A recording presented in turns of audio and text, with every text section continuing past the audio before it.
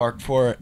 And I kind of want to do a little fun sneak peek of the playoffs right now. If the season were to end today, the Mets would play the Dodgers in the playoffs.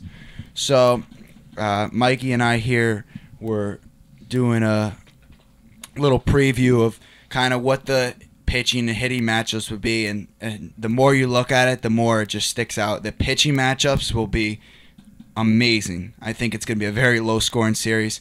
I mean, Mike, who would you have as the game one starters in that series? Short 5-game series. Short 5-game series.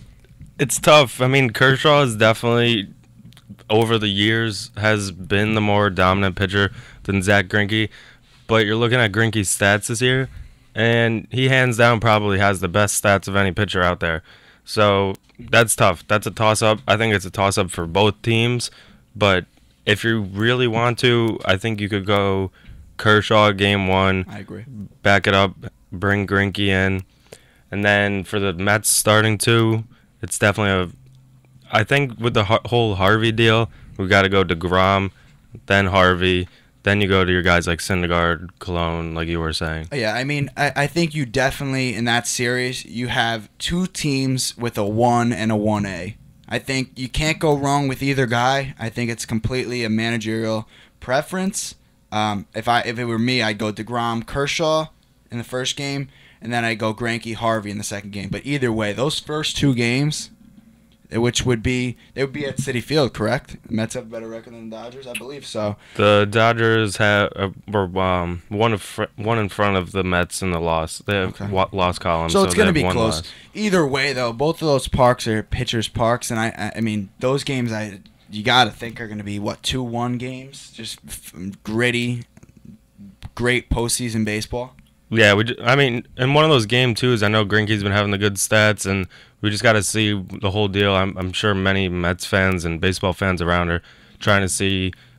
When it comes down to the postseason, do you believe that Harvey's going to be chugging as long as he can? Oh, I mean, I think Harvey. I think we're going to see the Dark Knight Harvey in the postseason. I mean, I'm a big Harvey fan. Personally, I love the way he pitches, the moxie and the confidence he has when he pitches. I think as a hitter, when you see that from a pitcher, it's almost, he's got that intimidation factor that you can't teach. He just has it. I think he's ready for the playoffs. I think DeGrom is more the question mark, not his talent, not any of his pitching credentials or any of that. I just think that I want to see how he reacts to the bright lights. I think he's more of a quieter, soft-spoken guy. He's not as outgoing as Harvey. So I think seeing DeGrom under the bright lights, I'm looking forward to it. And you know what? Like I said, obviously I'm a Yankees fan, but it's good for baseball to have the Mets back in the playoffs, to have the Mets be a good team, especially with all this young talent. And it just goes to show that you can still be good in the major leagues without buying your team. And I know, as a Yankees fan, I would admit we do spend money. The Mets have spent money in the past also, but I think this team just shows how drafting good guys, bringing them up slowly. I mean, I'm not talking about only pitchers. You got a lot of guys that have been in the Mets organization that are coming up and helping. You got d'Arnaud, you got Conforto. Conforto has been unbelievable. Like, for a rookie to think, I don't think the Mets in a million years thought that he would come up this year and have this big of impact. He was in Double-A Binghamton.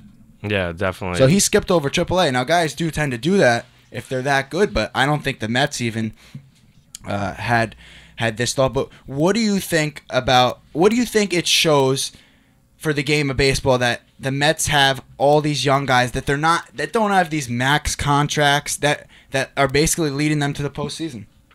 It's definitely a different perspective than what most New Yorkers have, because the Yankees over the years definitely have spent the money, but I definitely have seen a decrease in that. I mean, even looking back to just this trade deadline, the Yankees weren't spending as much, and the Mets have not spent as much as the Yankees in the past, but they definitely were go-getters, like very persistent in the front office, getting Cespedes and all those key role guys.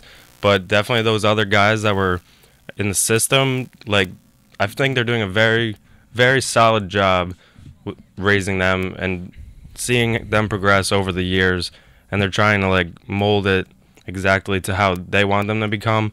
But with how much pitching they have, it's gonna get to the point where one of these guys could be this off season, but it's coming soon. That someone's getting dealt, and very certainly could be Harvey. Yeah, and I was talking to Max Bruckner this week. I know he's listening, and I was talking to him about, he said something. He very boldly said Harvey's getting traded this offseason. I looked at him, and I'd heard it before, but I never really believed it. I mean, he convinced me that Harvey might be gone after this year. I think obviously it's not about the results of, he hasn't pitched as well as his first year, but in no way has he pitched bad this year. He still has the electric stuff. He's looked good.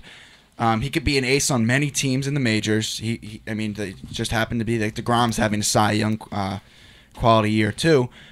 But I think the whole Scott Boras situation, it's very fishy to me. I think it's very, I don't know. We don't know. We're not sitting in the same room as them, but it just seems like Harvey and the Mets, it's not a happy ending like it once was a year ago. Think about it. It almost seemed like last year, tell me if it's just me, but I think the Mets last year and Harvey had kind of like, it was almost like they were married for life. Like Harvey's never leaving, Harvey's our guy.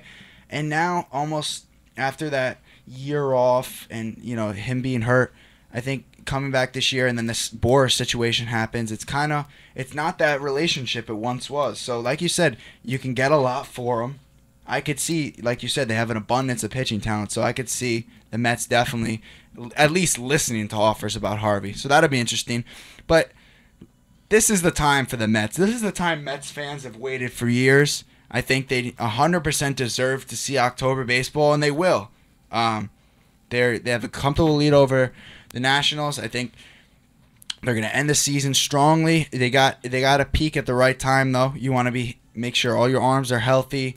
You're ready to go. They got one more game against the Braves tonight. They should win that one. But I think they are primed for a good postseason run as long as they get just enough hitting. I think the pitching will be there, but they need just enough hitting because the Dodgers can hit a little bit. Now, just give me a quick prediction of what you might think Mets-Dodgers. What are you thinking? Who wins the series? That's a tough one. Are you going with the Mets? Who do you have as the home field advantage at the end of the year? I'm going to say the Mets have home field advantage, and I'll give you my prediction first to buy you some time. I would say Mets in 5. I was going to go with 5, and then it was about to be a coin toss, but wow. You decided almost there. But well, I didn't want to go home and have to listen to Bruno getting on me about not picking the Mets. So Mets in 5. What do you got?